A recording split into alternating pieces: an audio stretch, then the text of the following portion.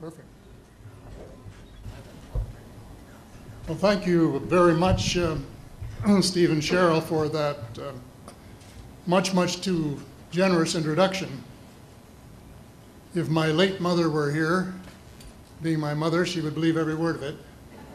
If my late father were here, being a realist, he would probably wonder who you were talking about. But introductions of that sort remind me of the small boy who fell headfirst into a barrel of molasses. And when they pulled him out, he licked some of the molasses from his face and said, "Lord, make my tongue adequate to this occasion." Well, actually, this is not my night for humor, and I'm not a match for either Stephen or George.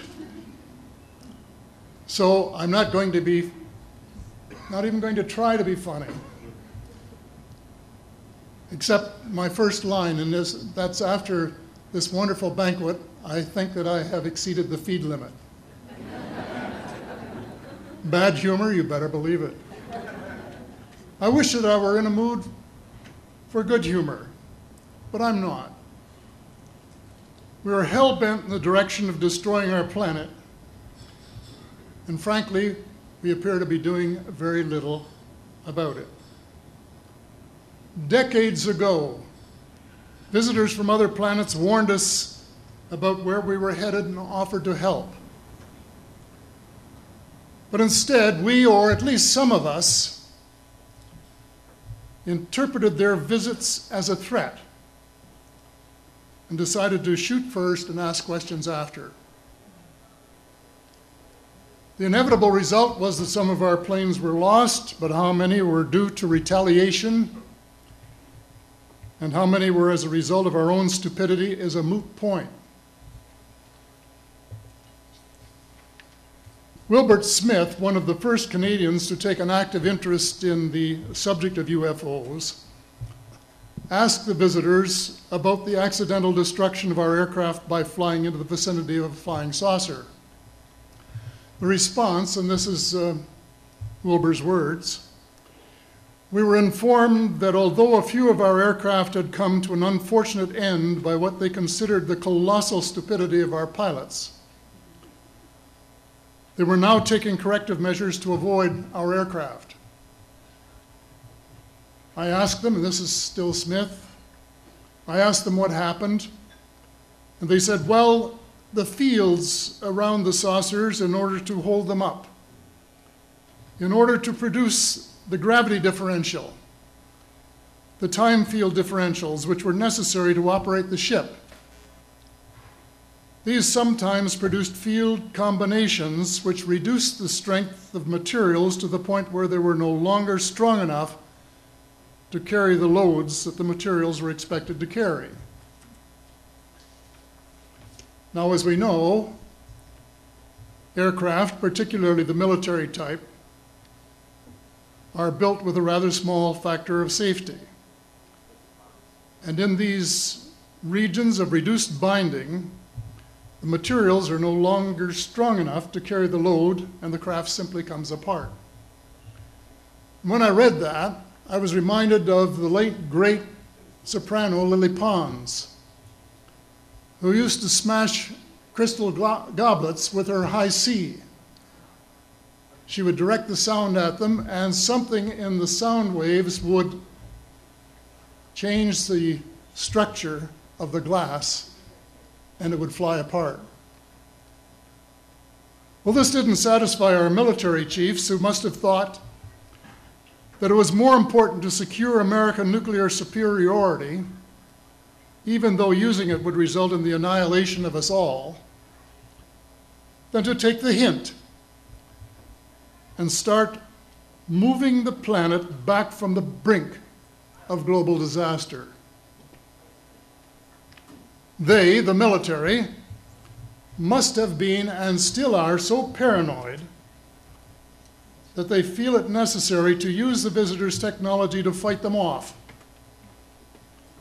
rather than welcome them as partners in development, though they may have seconded a few renegades to assist them in what can best be viewed as diabolical developments.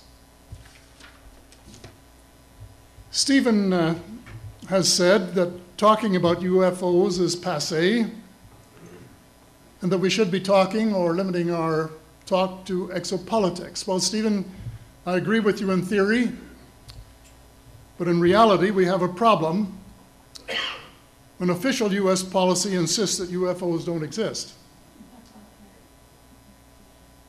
The veil of secrecy must be lifted, and it has to be lifted now, before it is too late.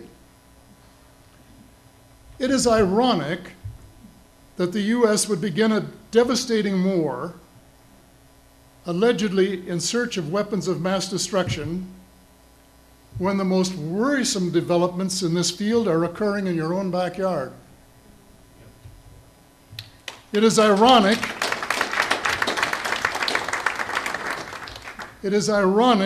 that the US should be fighting monstrously expensive wars in Iraq and Afghanistan, allegedly to bring democracy to those two countries, when it itself can no longer legitimately claim to be called a democracy, when trillions, and I mean thousands of billions of dollars, have been spent on projects about which both the Congress and the Commander-in-Chief have been kept deliberately in the dark.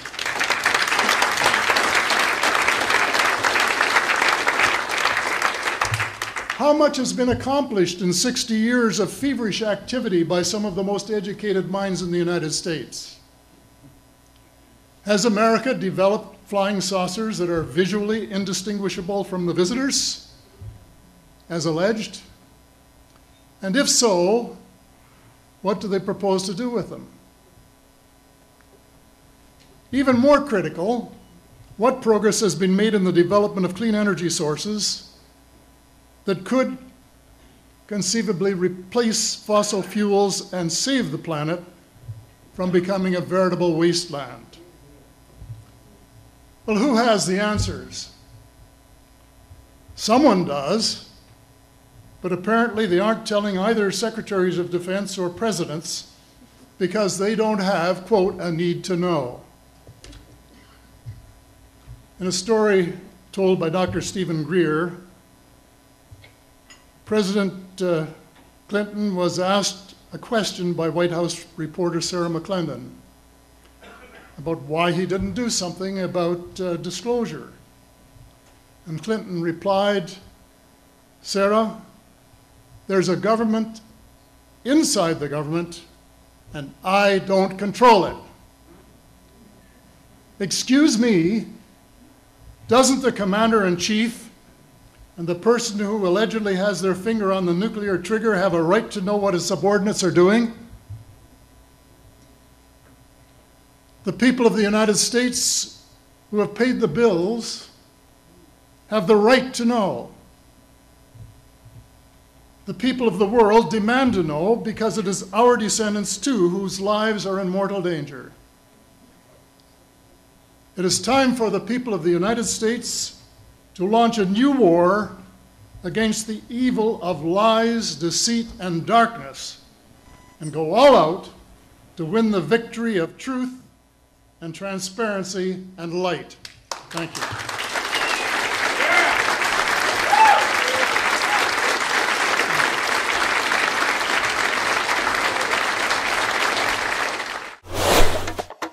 Ich glaube, er sagte, das sind Teile von einer fliegenden Untertasse. Und das klang sehr bedeutsam für mich. Ich wusste zwar nicht, was eine fliegende Untertasse war, aber mir war klar, dass es etwas ganz Besonderes war. Und er machte uns deutlich, dass das aus dem Weltraum stammte, von woanders her.